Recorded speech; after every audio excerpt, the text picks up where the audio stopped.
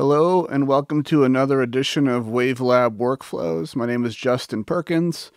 Today we're going to take a close look at the master section in WaveLab, which is a kind of a unique section. When I first started using WaveLab, it was very kind of foreign to me and strange. It took me a while to understand it, so I thought it'd be good to do an entire video that just focuses on the master section of WaveLab. So as we wait for things to get started up here, I'll just mention a few things that in a couple weeks now, we're going to have a new update to WaveLab, which would be version 11.1. It's going to feature native Apple Silicon support, so those with the M1 Macs will be able to take advantage of that new power. And for Mac and Windows users, you'll be able to use WaveLab without the USB dongle, which I know a lot of people have been waiting for. Some people that are already using Cubase and Nuendo know what it's like. It's coming to WaveLab very soon, so watch for that update. So thanks for tuning in. As mentioned, we're going to go through the master section and all the different ways that it can be used. As far as plugin processing, playback processing, speaker configuration, resampling, the whole deal. There's a lot of things that it can do. So I will get started on it basically right now. But first I should mention that WaveLab basically has two environments that you may be familiar with if you use WaveLab. It has the audio montage, which is a place to, let me open an existing one. The audio montage is a place where you might like to assemble EPs and albums and even do single song mastering. Here's a montage of an album. And even single songs I still master in the audio montage. You can tell you're in the montage by this identification over here. And I'm using the default layout of WaveLab, which may look different than my other videos because I have my own preferred layout. But for this to get started in this video, I thought the default layout would make more sense. And of course, the other workspace in WaveLab is the audio editor. So here's what an audio file looks like in WaveLab. This is a destructive environment. It says audio editor over here. So you do want to be careful as to which environment you're working in. Audio editor is probably more useful for broadcast, sound design. Well, it's a bit more direct of a way to edit. I personally don't do it because I work with a lot of clients that want to hear it this way and then maybe that way and then go back to the original. So for me, the montage is much more flexible because it's non-destructive. So those are the two environments, and the master section is active for both of those environments. And with the audio montage, without getting too deep, the audio montage has clip effects, so you can put plugins right on each clip of audio. As you see me cycle through the clips, you can see the effects changing. Has track effects, which is these audio tracks, not to be confused with CD tracks. And it has a montage output section. So it has all these things that happen before the actual master section. Now in the audio editor, the master section is really the only place to insert plugins. So if you're going to use effects in the audio editor, the master section is first and last, if you will. Whereas if you're in the audio montage, you get all these other places to add effects before it even hits the master section, which is kind of last in the chain. So for a few reasons, I honestly do not use the master section for any plugin processing. I'll tell you what I do use it for, but I did want to show how you use it. For those that do want to use it, I know there's older WaveLab users that like to use the master section.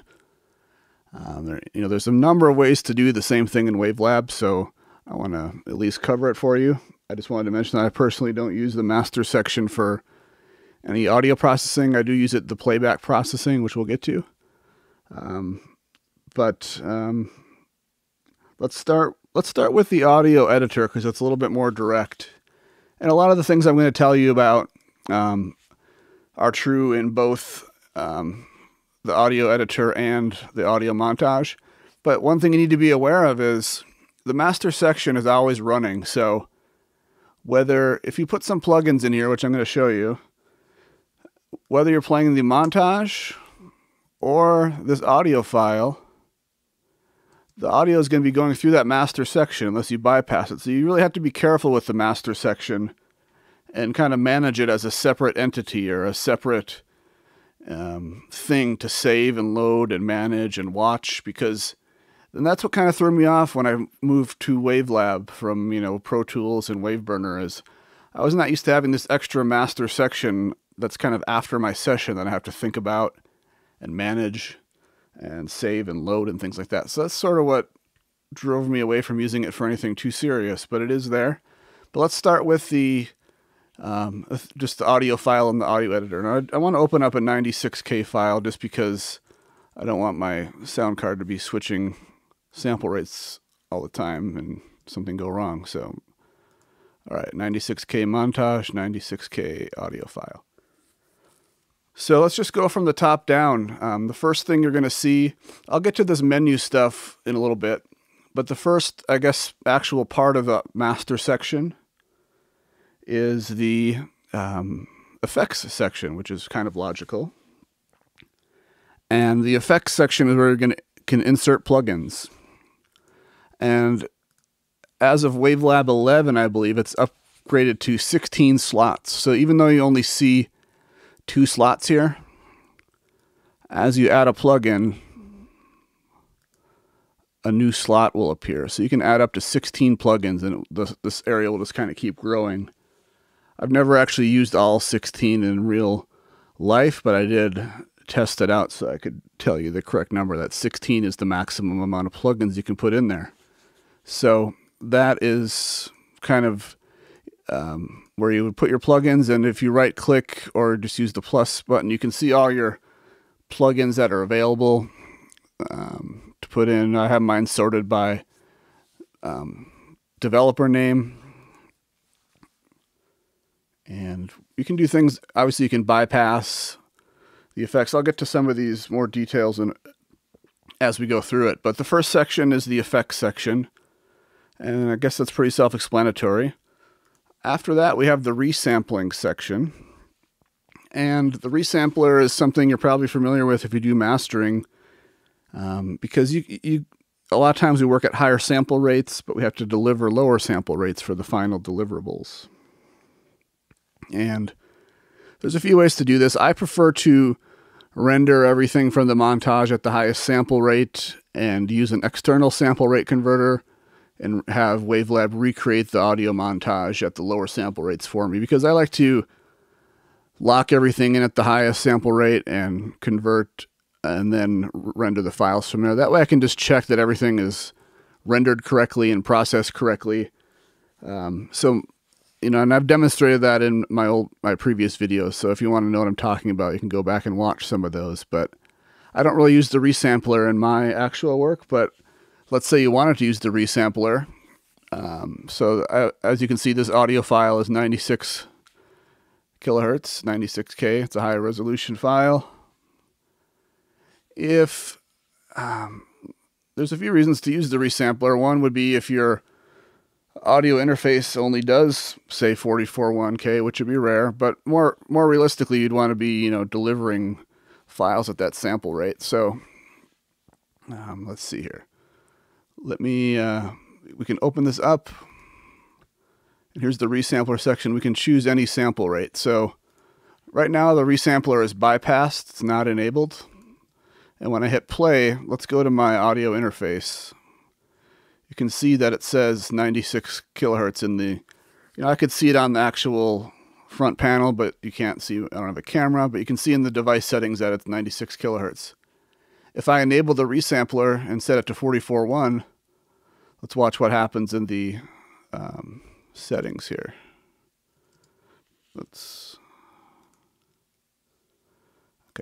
I need to actually change it to that audio device. I was testing something out. So now we can see that this audio interface, WaveLab told it to change to 44.1. So that's what the resampler could be good for, is you're going to render some 44.1K files. So now it's kind of resampling on the fly during playback, and then when you're rendering, you would just tell it to be 44.1. I'm going to skip the master level section because what I was about to say kind of ties into that. Because resampling does change the peak level ever so slightly, let me open up something here and show you what I mean.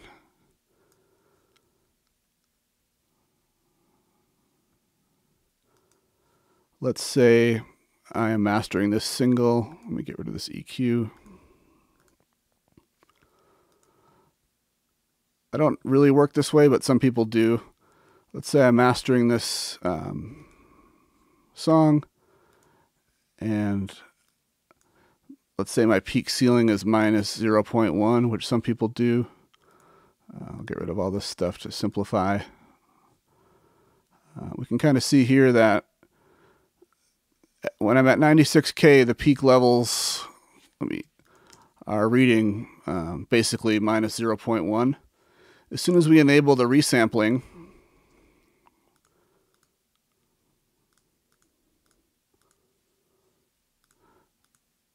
the peak levels are going to increase because of the resampling. Not by much, fraction of a decibel or so, but it does happen. And I'm trying to get it up on the screen here.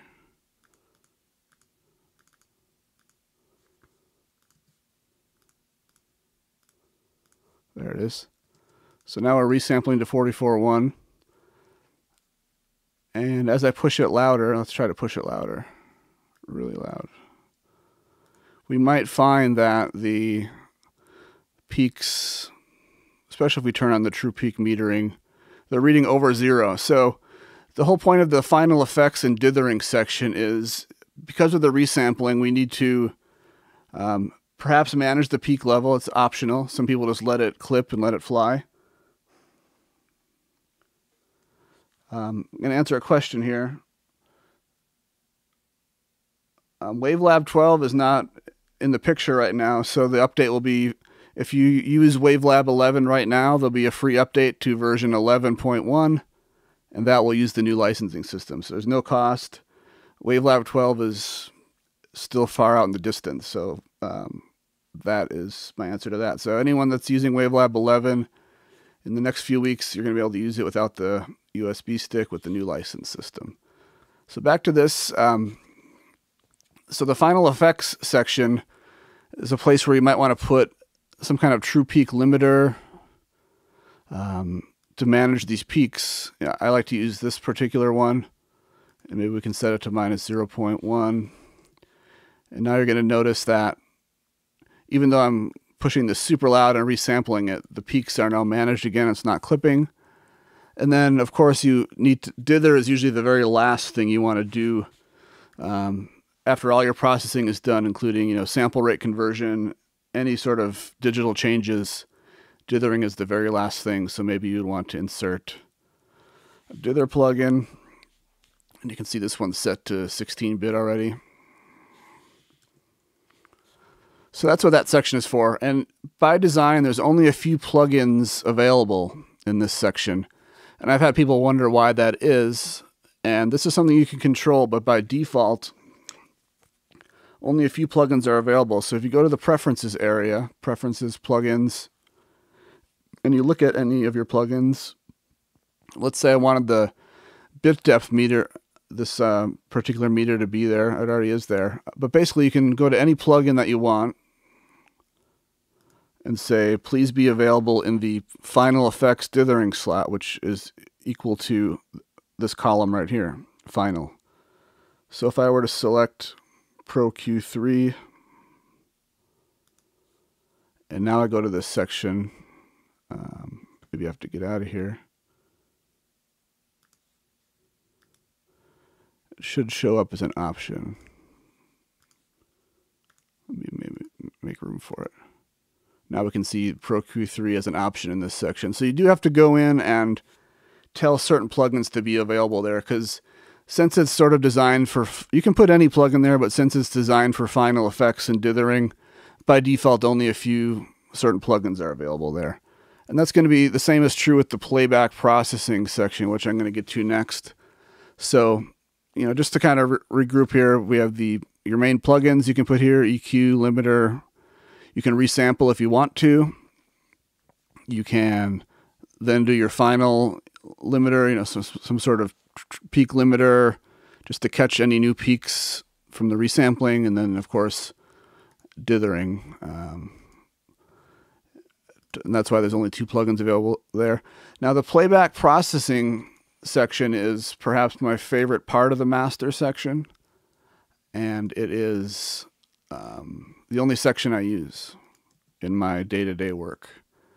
And as you can see, I have a Clarity M plugin put there. For those that don't know, Clarity M is actually a hardware meter, but you can insert a plugin in your DAW and have it talk to that meter. So that's why that's there. The plugin itself looks like nothing, but it's talking to my hardware meter. But the playback processing slots are a great place to put things like meters or room correction or headphone correction, because you get 5 slots, and these plugins, you can hear them and see them, obviously. Let me put in something you can see, like Supervision from Steinberg, this meter. So you can see and hear plugins in this spot, in this area, but they're not part of the rendering path, so you don't have to remember to remove them or bypass them. Especially when things like SonarWorks first came out, a lot of people were forgetting to bypass SonarWorks when they render their, mix or master, and now suddenly you're rendering your audio through like a EQ curve that's meant to fix your speakers or headphones.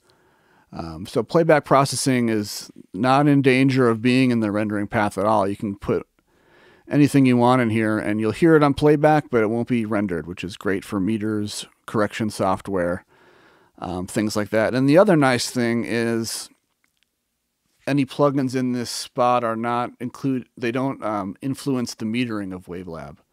So these are just meters. Let's say I did have a room correction software, to make my control room sound better.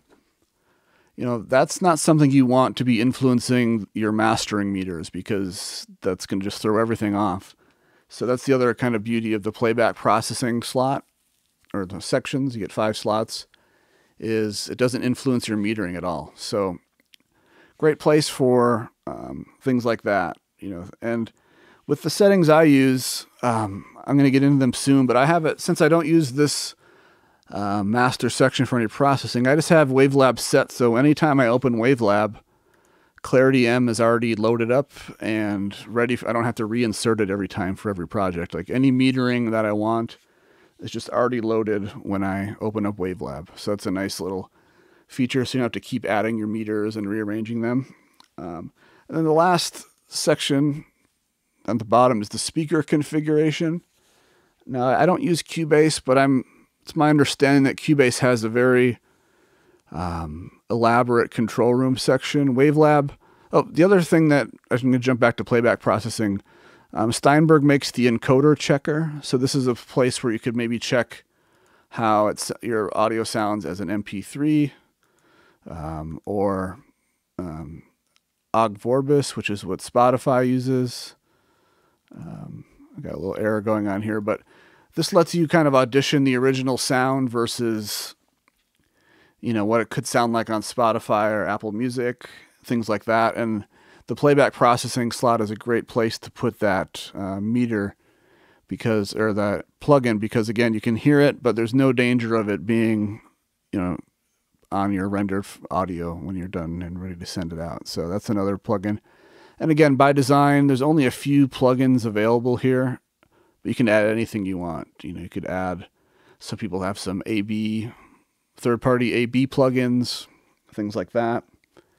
And you can put anything you want there. You just have to go into the preferences and enable it to be, in this case, it would be the playback slot. It just says play. So I'm going to delete that plugin. And this is probably a good time to just point out that if you ever got a lot going on in the master section, this button right here will reset the master section, kind of just clear it out and give you a clean starting point, because there is a lot going on and that could go wrong. So I'm going to finish talking about the speaker configuration. It's not as elaborate as Cubase from what I understand, or Nuendo, but I have a feeling it will get there in a future version.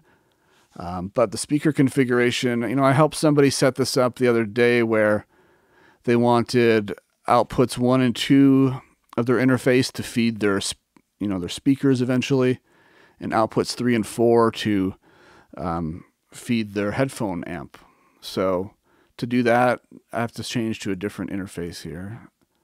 But to do that, by default, the main playback bus is set to speaker arrangement number 1. You can make a new path and call it, headphones. And you could set it to speaker arrangement 2. And then when you're playing your audio here, by selecting number 1, it would be coming out of your speakers. And by selecting number 2, for some reason it's not letting me select number 2. Off to a rough start. But you could select number 2, and that would make the audio not come out of your speakers and come out of your headphones. And you can have at least 4 of those. I thought there might have been 5 at one point, but you have a number of speaker configurations. What you can't do right now in WaveLab is have different, I think the main request is for people to have, room correction on speaker configuration 1 and headphone correction on speaker configuration 2.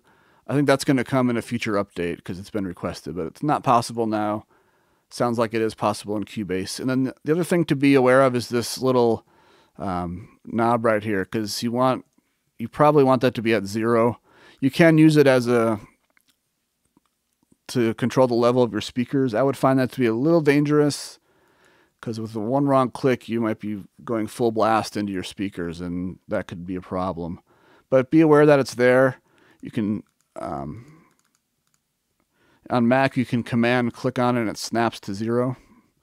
And as you might see in my other videos, and even right now, you can hide these sections so you can't accidentally change anything. So I just make sure it's locked at 0. It's set to number 1. Anyways, I'm going to keep it at number 1. I'm going to hide it. I'm going to go back to my other audio interface because it's a little more appropriate for today. But let's talk about the master level section because there's a couple of things in there to be aware of. For me, the biggest thing, when I see people that don't have it locked, the faders, that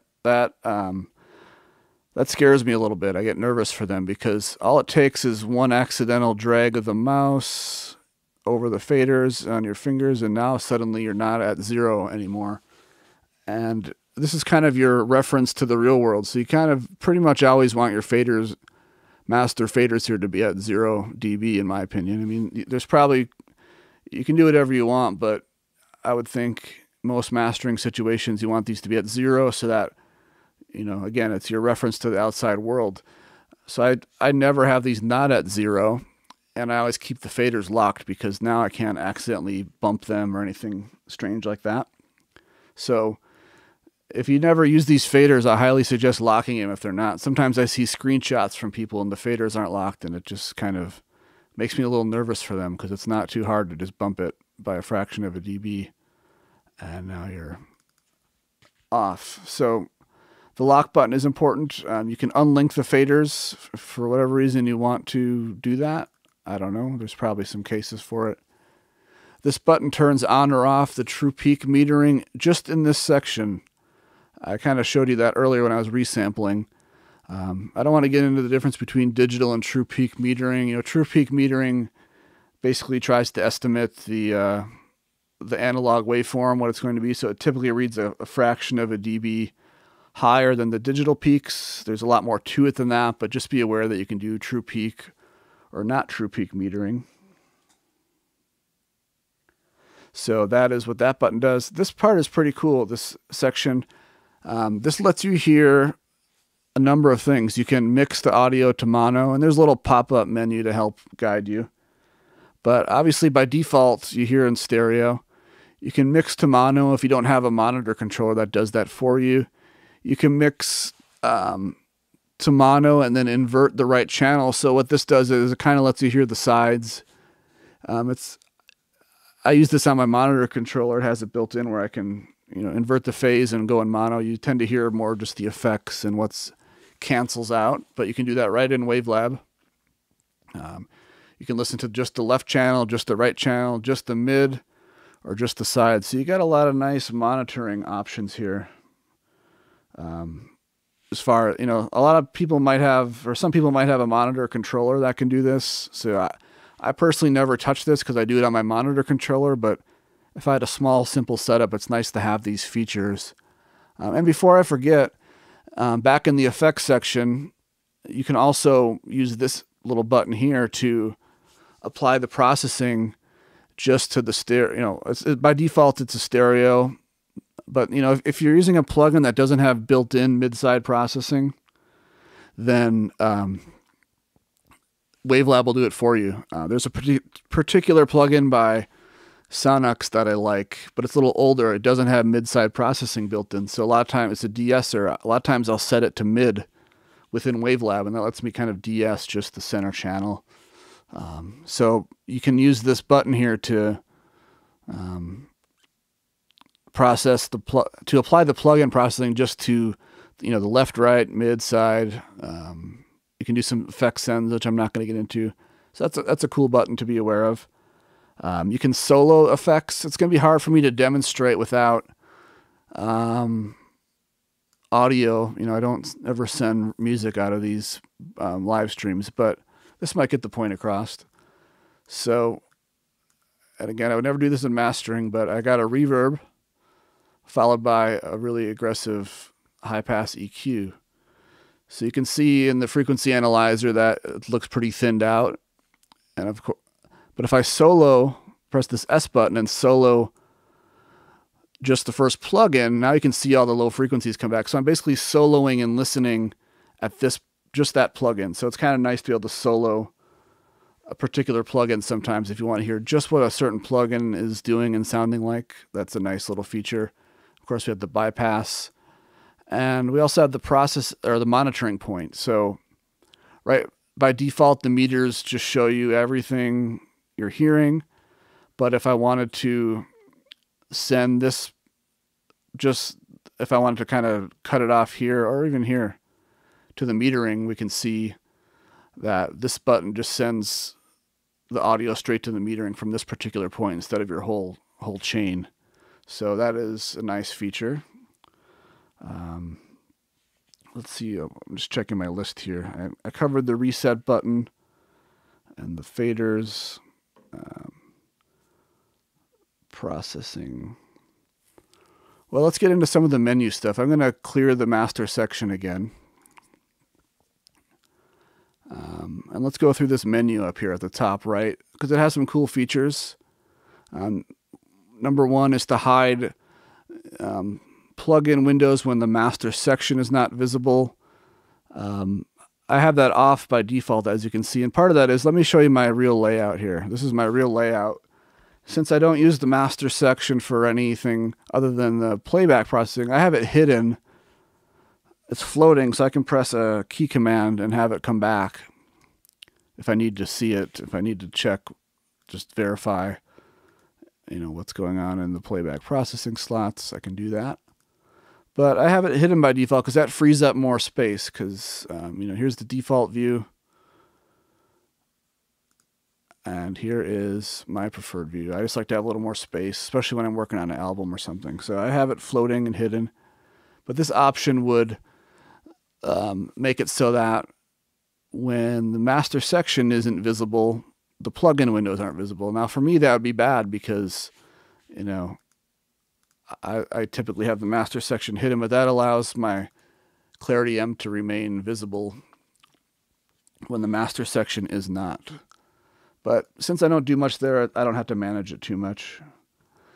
The next setting is show plugin controls in the window. That's just a little, I'll show you a plugin. Watch the top here, and I'm going to go through what these are, but that's just those little settings. Some of them are more important than others, but your bypass, your solo, your channel processing, things like that. I tend to like to have those there. They don't bother me. Use plugin chain window. That's what you're seeing now. So let's say you have a number of plugins inserted. Notice that you get a nice kind of tabbed window, whereas if you didn't have this turned on, it's going to give me a warning message to remove all plugins.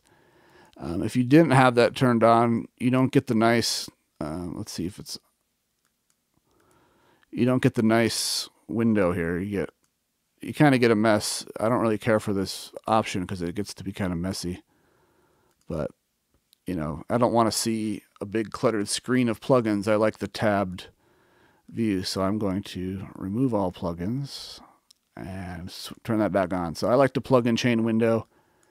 If you want to use a plugin chain window within the montage, that's in a different area. It's in the output effects, plugin window handling. Same kind of error message. That lets you use the tabbed window there. So a little off track, but let's keep going down the list. Plugin windows move with master section.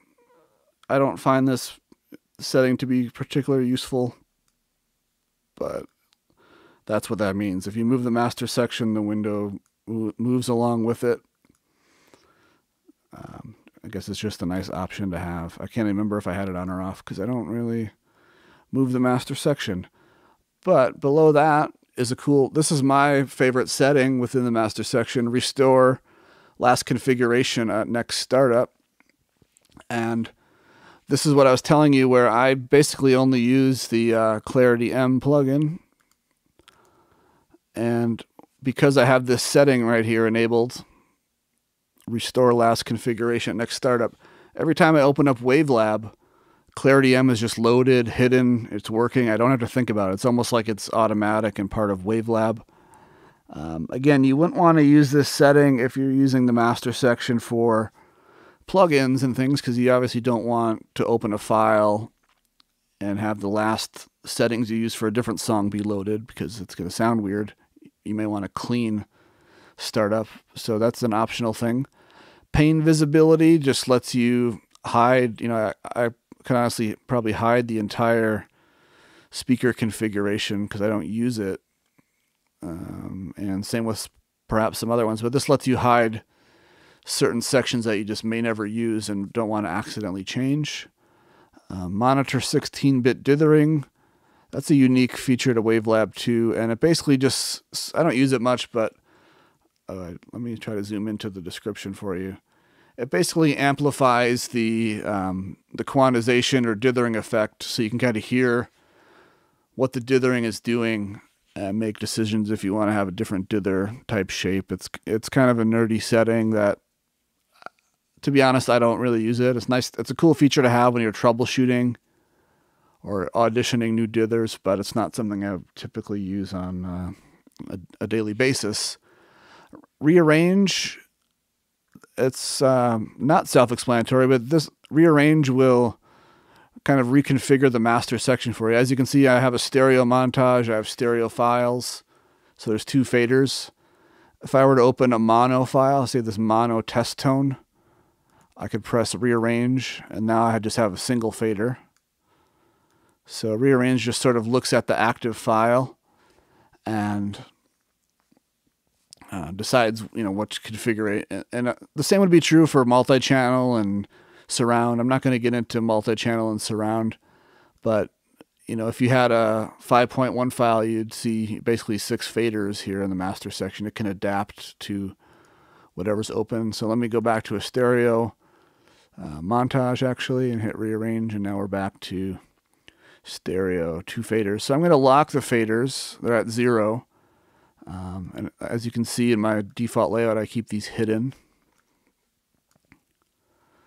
I keep the master section hidden. So let's go on to another section here and talk about, you know, some of the other things it can do as far as processing. Now, I guess in case it doesn't go without saying, there's a big bypass button up here. That bypasses the whole master section. So for whatever reason you need to bypass it, you can do that. There is a presets section. So I basically have 2 presets that I use regularly. You know, one would be the Clarity M, like I told you about. And when you load a preset, it's going to ask you some questions. You know, you're going to replace any effect plugins, yes. Rather than sort of go on top of what you already have, it's going to clear out what you had going and start fresh. It's basically asking that for all the sections. So I basically am telling it to clear whatever's there and just put in the plugins I'm asking for, which in my case is just Clarity M. You could have EQ, you could have compressor, limiter, you could have your kind of starting point default preset if you wanted to. And then apparently I have one other preset, which is the Waves Doro meters. I think this is for maybe working in the box. I know when I have to work at 192 sample rate, I use the Waves version because my hardware ones don't work at high sample rates. But anyways, this is where you can save your presets for different, you could have, like I said, a starting point, things like that, different styles of music, just different plugins loaded but set flat. You can save those as presets. You can even define a shortcut for a preset, which helps you work a little faster. And things like that. So that's the presets area is kind of nice for the master section. There is a smart bypass. Smart bypass is only available in the master section. So for me, it doesn't get much use, but it is kind of what it sounds like. It lets you hear your plugins. It basically lets you level match the original audio to your processed audio, so you can kind of hear it at the same loudness to make a more fair comparison. Because obviously, if something's louder, it tends to sound better to a point. But Smart Bypass lets you level match. So let me try to, again, just exaggerate the loudness of this. I don't know how well this is going to come through without using speakers, but basically, I tend to think about this section backwards. At the top, it's going to play you the original audio. So that's the original audio that's coming into the master section. And like I mentioned, this does not include montage effects yet. So I think this has some room to improve for future versions, but it's going to change between the original audio coming into the master section. So it would not play any master section plugins. Let's just put another limiter on to be ridiculous. So in this configuration, I would not be hearing this ridiculous limiting. So I like to work my way backwards. This is me hearing the process, the real audio, the real level, and the middle option is hearing the process audio, but reduced to the same level as the original audio. So that kind of lets you, again, make a level matched A/B comparison as far as, that helps you decide if your processing is actually making it sound better or just louder. So Smart Bypass is hiding up here right next to the presets menu. So that is that. I did want to talk about rendering and bypassing the master section in a few other ways, because it gets a little confusing, as I mentioned, especially for new users. Let me just clear the whole master section again. Start fresh. So like I mentioned, I tend to call it the global master section because for those that aren't familiar with WaveLab, it's a global thing. If I am going to, let me just insert something obvious that you can see on my meters, like a gain plugin. So I'm just going to turn this down by 40 decibels, which is a lot. It only goes to -24. You can see on my level meter here that it's playing the audio really quietly. And this is an audio file in the audio editor. If I switch to this album that I was working on, this montage, the master section is it's playing through that now. So that's why I call it the global master section. It's not tied to any one particular audio file or one particular audio montage. It's global. You have to be really careful to load and save the correct settings for whatever you're playing back. Now, if you only ever work on one file at a time, it's a little less confusing. But if you have multiple files open, it can be very confusing. And aside from the bypass button, you see the big obvious one. In the bottom right corner, there is this little star with a little line over it. That means if you press that, it flashes. And that means that is tied to each file. So if I would switch to this audio file, you'll see it's not flashing. If I go back to this montage, it is flashing. So when I play this montage now, you can see it's playing back at full level. It's not getting that -24 level change. because this button is pressed, which is bypass master section. And that's a useful tool. When you render audio, you can choose to have this option enabled on the resulting audio. So let's say you're using the master section for your processing. You render a file and then it opens and you want to listen to it and make sure it's correct. You can have WaveLab by default bypass master section on resulting audio file. So that's handy so that you're not hearing the processing twice. You know, with the 24 decibel gain reduction, it's obvious, but if you're doing a half decibel EQ change, that could be harder to notice or not notice. So to have that setting where this is flashing and it's bypassing the master section, that's a useful setting. So just be aware of that down there. And let's talk about some actual processing. So, you know, let's say I'm working in the audio editor and I'm happy with how this sounds. Let's say I got an EQ loaded, limiter, doing the whole mastering thing, or broadcast, whatever you're doing. Now it's time to render that audio. And the very bottom of the montage, we have render. Opens up this. This is not how I usually do it, but this is what it opens up. You know, what do you want to render? The whole file? Do you want to render? You want to make in place would kind of overwrite that audio. Usually don't want to do that. Maybe you want to make a named file. We'll just call it test 01, and you want to have it be on your desktop for the simplicity of this video. There's all these options over here. You can bypass the master section on the rendering, and someone in the Facebook group the other day had this turned on and they were confused. They thought it was for the montage master output, you know, because if we go to the audio montage, we have clip effects, track effects, output. They thought that this setting of bypass the master section on rendering was going to bypass this.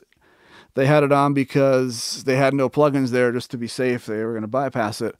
That is referring to the global master section. So if you're going to go to render and you have plugins in the master section, you certainly don't want to choose that because it's not going to process them. It's going to skip them.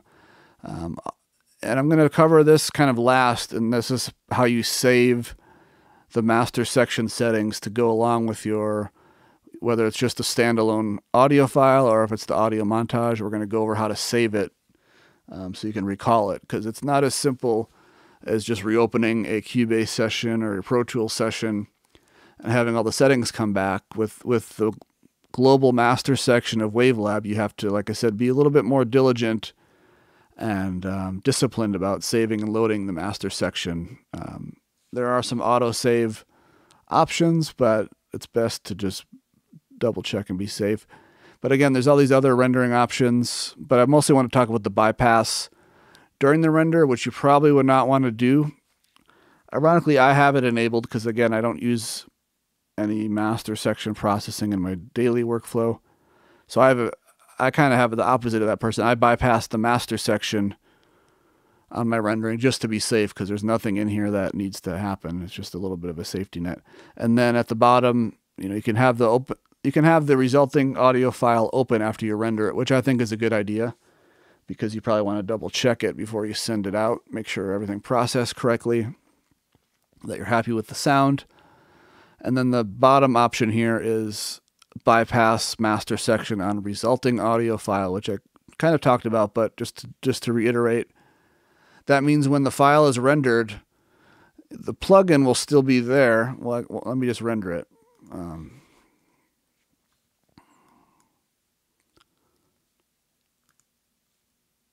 No, that's why it's doing selected audio range. So let me render this file. As you can see, it's much quieter now. Let me do it the way I intended. Let's have it open. Well, let me do it the way I was showing you. Whole file, named file, open resulting. Let's see what happens here. So now it opened the rendered file for me. As you can see, it's much quieter. And also, as you can see, this light down here is flashing, this icon. That means the plugin is still there. You can see it's kind of grayed out. It says gain, but it's not reducing it by another 24 decibels because it's bypassed on the resulting file. But again, if I played this other totally random montage, the master section is active again. It's doing that processing. It's turning it way down or whatever would happen to be in there. So again, you just have to be really careful with the master section because it affects everything.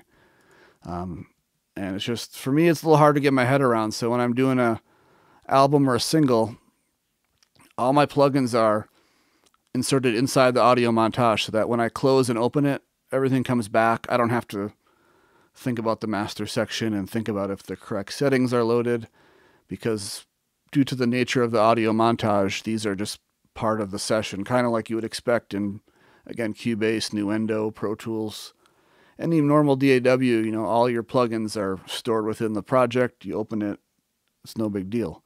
The master section is where things get a little hairy.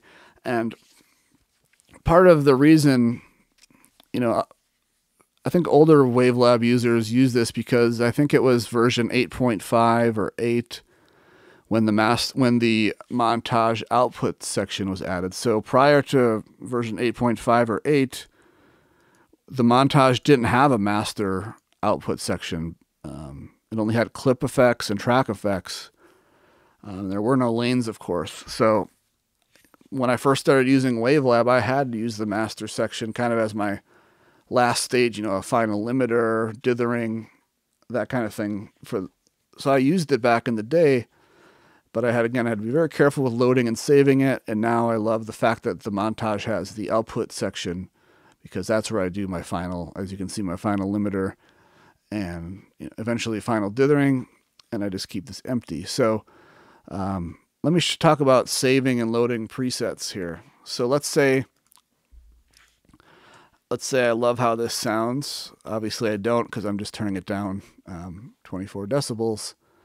But let's say I love how this track sounds now with the plugins I chose. I'll just put one more in there for fun so we can see it come back. Dialed in my settings. I love it. I want to render it and then go do something else. But obviously I want to save these settings in case I need to come back and make a small adjustment. There's a couple variations on this, but the first thing to check would be in your preferences, audio files. It's actually in the editing tab. I'm not sure what the default setting is anymore, but you want to be aware of this setting where it says save in an independent folder. If you have this option chosen, it's going to save the plugin settings in an independent folder that you can choose, but look where it's very random in my library. It's something that is fine for the short term, but if I were to get a new computer or reformat my hard drive and I have this setting enabled, those presets are going to be gone. They're not going to stick with the file. So if you're going to work how I'm about to show you, I suggest turning this off, this save in an independent folder.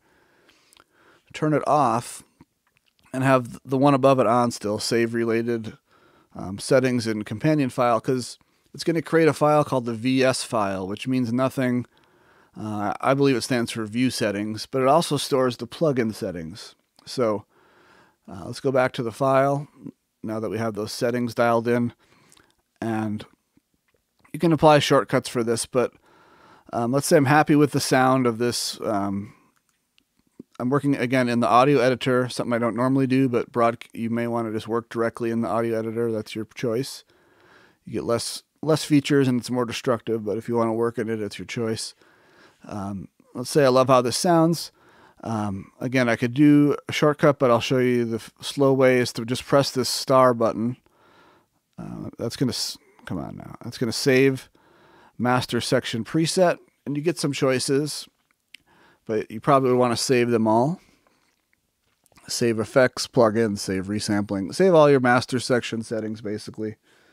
So you're going to press save, and now let's look what happens when we look at this file in the Finder. We have the WAV file. You know, it highlights the WAV file. All I did is I went to Reveal in Finder. It's highlighting the WAV file for me, but right below it we have the .vs file.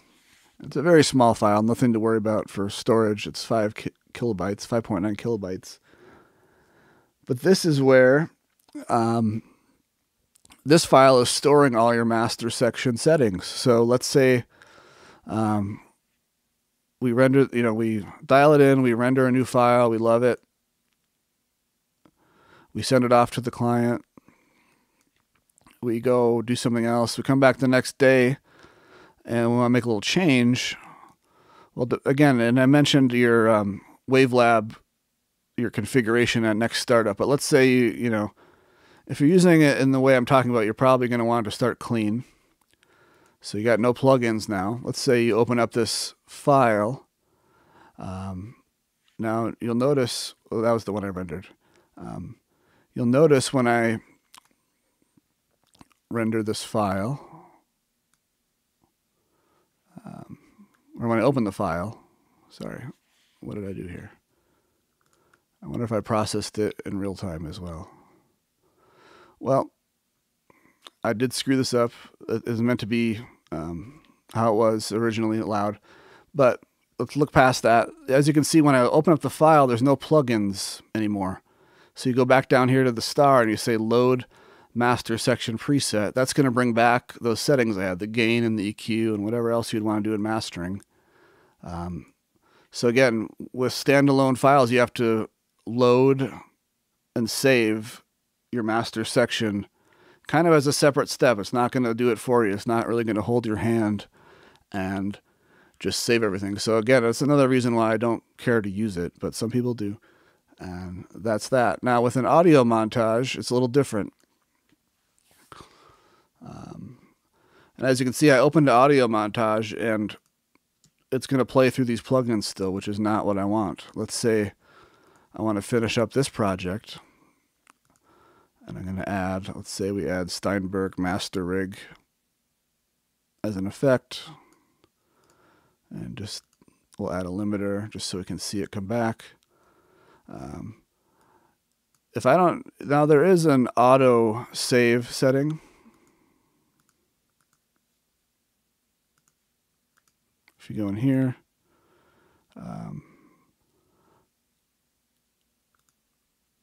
auto save the master section preset. But let's say I'm happy with this. I can save this master section preset. With the montages, it's a little different. It stores it in the actual montage file. So here, again, I'll go to Reveal in Finder. Here's this montage, this green file. And if I save this preset, you don't actually see the extra file now. It's going to save it, and you can't see it physically, but it's in there. And you can see that it made a change. So let's say I love how this sounds. Close WaveLab, it resets. Come back the next day. Open the montage. Let's see what happens. You'll notice the master section does not come back. So you have to go down to the bottom and choose Load Master Section Preset and say, okay. Now it's going to bring back the master rig with the limiter. So again, it's another step. It's slightly escaping me where the there is a way to auto-save the master section I believe when you save it, but again, it's a little bit, I don't know if I trust it 100%, to be honest with you. I think it's something you really got to keep your eye on and watch where it's, that it's saving it. Oh, here it is. Sorry, I looked right over it. It is in the Preferences, Audio Montage, Auto Save Master Section Preset. And I'll give you the little description. Automatically save the current master section preset along with the montage when you close it. So it's saying that when you close the montage, it's going to automatically save that master section for you. But again, that's doing things you may not expect. In theory, it can work well. To me, it's a little bit it makes me a little bit uneasy to have the master section be separate from your other sessions. So you can do it, but just be very diligent about what you're loading and what you're saving and that it's coming back correctly. And again, the master section is after all this other stuff. So, I mean, you have clip effects. You can put effects right on each clip, and these are automatically stored in the montage. You have track effects, which is for the audio track. Output section is last in the audio montage, but again, before the master section. So if anyone has any questions, feel free to ask them. I'm going to double check my notes and make sure I didn't skip anything crucial, but I wanted to be sure and cover the difference of saving the master section with a montage, where it stores it within the montage file. You don't visually see it, versus the audio file. It stores it as a VS file. And again, make sure you're not using the setting that stores it in an independent folder, because it might not seem like a problem today or tomorrow, but it can be a problem when you change computers or redo your operating system, because all your presets that you thought you had with the file are going to be in some random folder that doesn't exist anymore. So you just got to be really careful, but with the master section, as far as that goes. So let me just pause for a moment and make sure I didn't skip anything. Any questions, feel free to ask.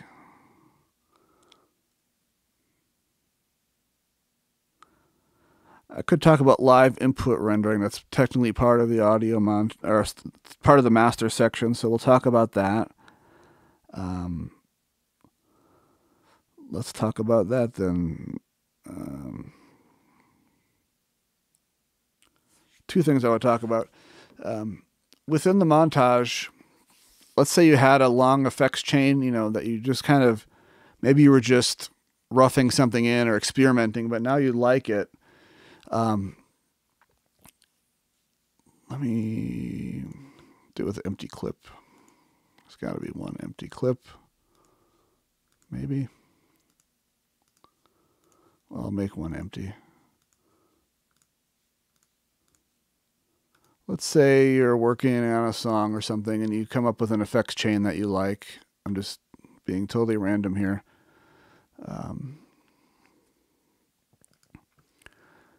There is a way to import a master section effects chain into the montage. So it can be any section of the montage. Let's say you dialed in an effects chain in the master section that you like, and you just want to apply it to the one song or one clip. You could select that clip, go to menu, import master section plugins, and but you do have to be careful, because now you're going to hear them twice. It's going to be processing them on the clip over here, and it's going to be processing again in the master section, so you'd probably want to bypass it. You can also do it in the montage output. You can do it in basically any section of the montage. You can import those master section plugins. Let's talk about live input rendering. Again, not something I normally do, but sometimes people that are recording an external source, whether it's your analog mastering chain, although I prefer to record directly in the montage instead of this way, or maybe you're recording some vinyl or a CD or just some kind of external feed. There's this microphone here for live input rendering. And you can press it to make it active, and you get these options. What sample rate do you want it to be? Which input is it going to be doing? And if you press it, I guess we need to make a file name first. Let me just do it to the desktop. I'll do test 02. So you could do this. Oops, I don't want to customize the sample rates. I want to do live input rendering. And this is just confirming some of your settings. You could predefine a duration, or if you're not sure of the duration, you can just press render. And if I had a signal coming in, it would be recording it. It's kind of just recording it, I would say, in a cache or in the background. And then when you stop, if there was audio coming in, we would see a new file. For some reason, I chose 16 instead of 24. But we would see a new file that, again, then we can do whatever we want with. We could do some further work with it, things like that. So the master section does have live input rendering if you would like it. So I think that's really kind of the gist of the master section. And, just to summarize, let me reset it again. I can't say this enough, though. The master section is kind of its own entity. Don't just assume that if you dial something in for one file, if you skip to a different file or, different tab, that the master section is going to change automatically. It's not. You have to actively load and save the master section, with some few exceptions with saving. If you choose that option in the preferences, when you close a montage, it should save the current settings, but again, you want to make sure that that's what you really want. If it's something you're experimenting with and didn't want to commit to, that could overwrite your intentional settings. So just be aware that it's its own entity. It comes after all your montage inserts. In the audio editor, it's your only place to insert plugins.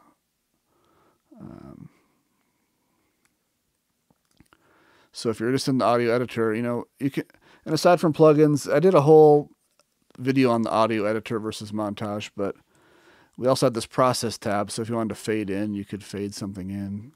So the process tab does other processing besides plugins, but the master section is really the place to insert actual plugins, that your EQs and things like that. This is more utility stuff like DC offset and gain and overall loudness. So if you're working in the audio editor, you can insert up to 16 effects with this area, bypass them, solo them, put them in different channel configurations, stereo, mid-side, that type of thing. You can bypass entire sections. You can press, this icon looks a little different, but you can bypass all your effects in the final effects / dithering section. And again, the reason this is here is because even if you have 24-bit audio, let me open an actual 24-bit audio file.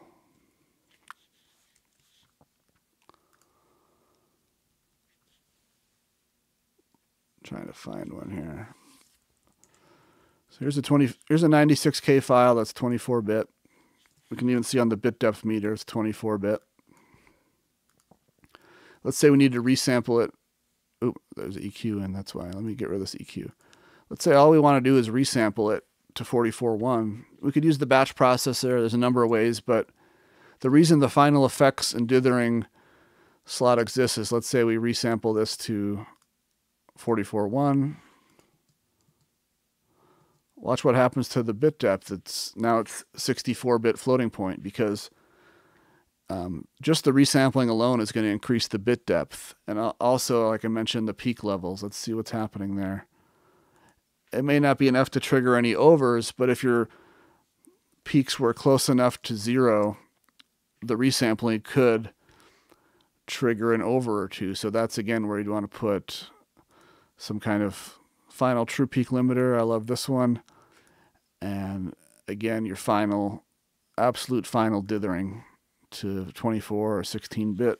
Now let's see what the bit depth meter reads. It reads 16-bit because that's what I have chosen. But sometimes people don't realize that resampling does increase the bit depth. So we have the resampling section, final effects and dithering for those things I just mentioned. Usually only needed if resampling is occurring, but you never know. Playback processing is for meters, room correction, headphone correction, things like that. Things that you want to hear and see, but not be in danger of the rendering path and not be in danger of, well, I shouldn't say in danger of, but they also don't influence the metering of WaveLab, the internal metering, which is nice. Because if your headphone correction is turning it down 6 decibels so it can add a few dB here and there of correction, you don't want that to show up on your meters for mastering. That's going to throw you off, both in terms of level and the frequency meters. And then the speaker configuration, I tend to just keep it like this because I only have one. I have a monitor controller, but you can send your audio to different output paths at the click of a button right here. So looks like there are no questions. Next month, I'm going to do a WaveLab live stream, and I'm going to go over some of the new features in the upcoming update that I mentioned, which again is 11.1, free upgrade for existing WaveLab 11 users, brings native Apple Silicon support for M1 and the eventual M2 processors, and brings there'll be a couple other, obviously some bug fixes and a couple of minor features, but also the ability to use WaveLab with the new Steinberg licensing system, so you won't need that USB stick anymore for your laptop or desktop to open up WaveLab. If you're already using 11, it'd be a nice touch. So that is that. Thank you for tuning in to this WaveLab live stream. If you ever have any suggestions for topics, feel free to go to the WaveLab users group on Facebook. That's a good place to suggest topics for future live streams. That's a good place to ask questions about how to use WaveLab if you get stuck, anything like that. It's a good place to interact with other WaveLab users. I also have a website called wavelabhelp.com. Everything on there is free, but you can download my settings and presets for certain things for rendering and all sorts of just helpful ways to get you started and work a little faster in WaveLab. And of course, all these videos are linked on that website as well. It's wavelabhelp.com. Again, thanks for tuning in. Thanks for using WaveLab. I think the new update is going to be a real nice thing for WaveLab. I think it's going to bring in even more new users that were hesitant. They didn't want to use the USB stick. I think it's going to be a great update. Glad to see Steinberg keeping up with the Apple, changes that Apple makes, which is usually very quick. They're staying on top of that nicely. So I've been testing the M1 version. It's great. It works really well. I think you'll like it too if you use it. So again, thanks for tuning in. I'm going to sign off. If you have any follow-up questions, join the Facebook group or post it on there, and we'll take it from there. And have a good evening. Take care.